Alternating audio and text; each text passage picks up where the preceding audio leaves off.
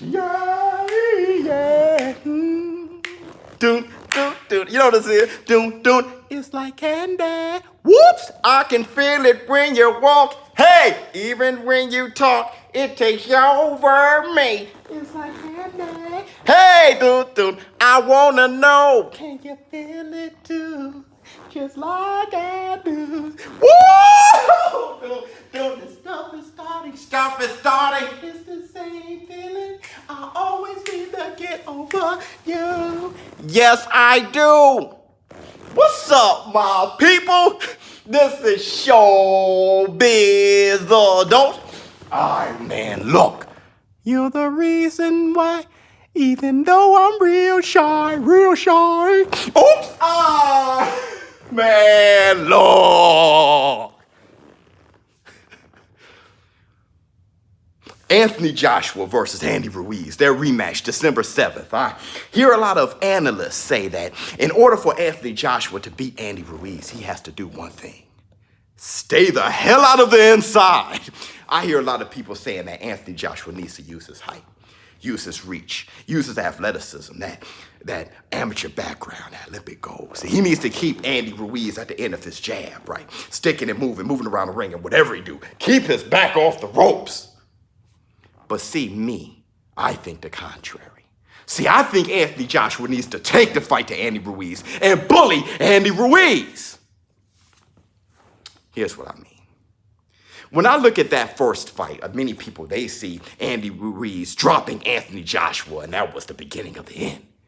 But me, I see something different. I remember Andy Ruiz's corner telling Andy Ruiz, whatever you do, you can be far away or you can be up close, but definitely don't fight in that mid-range because that's where all of Anthony Joshua power lies. See, I remember when Anthony Joshua dropped Andy Ruiz for the first time. Anthony Joshua hit Andy Ruiz with that sensational left hook. When Andy Ruiz got up, there was an opportunity there. There was an opportunity for Anthony Joshua. See, Anthony Joshua, he could have finished that fight if he would have stayed patient, poised, defensively responsible. See, kept that guard up while he was throwing his punches. Then he wouldn't have got caught in the exchange. See, when Anthony Joshua got up and he started to collect himself, and Anthony Joshua decided to fight from the outside, let me stick and move. That, in my opinion, my friends, is when Andy Ruiz was at his most comfortable. See, Andy Ruiz, I know him pre-Anthony Joshua. See, I know Andy Ruiz against Joseph Parker. Andy Ruiz, I think he should have gotten a nod. Hell, I think Andy Ruiz one-sided Joseph Parker, okay? Let alone Joseph Parker winning that fight. I think Andy Ruiz one-sided him. But Joseph Parker did the same thing that Anthony Joshua was trying to do the second half of his fight. See, Joseph Parker was trying to stick and move, use his fast hands, get away from Andy Ruiz. And Andy Ruiz, he was built, he was made to be a predator, hunter, and close the gap because Andy Ruiz, he's been a short heavyweight for a long time. See, Andy Ruiz doesn't have the reach. He doesn't have the height. And not to compare him with this fighter, okay, as far as greatness, but I'm talking about the concept. Mike Tyson, when he was crafted by Custom Motto, Mike Tyson, he was crafted to be somebody who can shorten, close that gap, can work his way in, break you down, be a brawler, be a mauler, be a predator. But it took somebody like Evander Holyfield to say, wait a minute, let me change the game plan.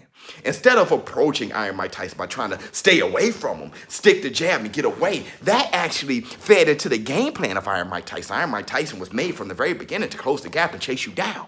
Let me take the fight to Iron Mike Tyson. That's what Evander Holyfield said. In a clinch, let me push Mike Tyson backwards. Let me start beating up on him, make him fight going backwards. And when he did, Iron Mike Tyson was the fish out of water.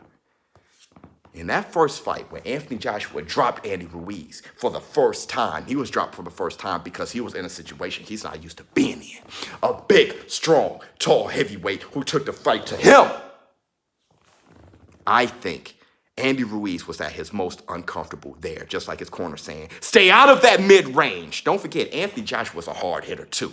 Anthony Joshua has two big flaws. One, his chin is not the best. Two, when he goes to finish you off, he becomes impatient, becomes reckless, and that's when he gets caught like he did against Dillian White. But I'm saying if he changed the game plan, and I understand him getting slimmer, Andy Ruiz, he's also getting slimmer. But if he were to change the game plan, instead of using him losing that bubbly muscle and slimming down, if he were to not use that to dance around the ring, but to use that to be explosive and to push Andy Ruiz and make him go fighting backwards, I think that works in the favor of Anthony Joshua. Let me know what you all think in the comments below. ShowBizz, I'll tell you this, Andy Ruiz, when he approached that first fight, his game plan was to hunt down Anthony Joshua. And in the second fight, his game plan remains the same. He wants to get slimmer, prepare for 12 rounds, hunt down, chase down Anthony Joshua. I think he'll be very surprised if Anthony Joshua becomes the hunter, not the hunted. I'm out.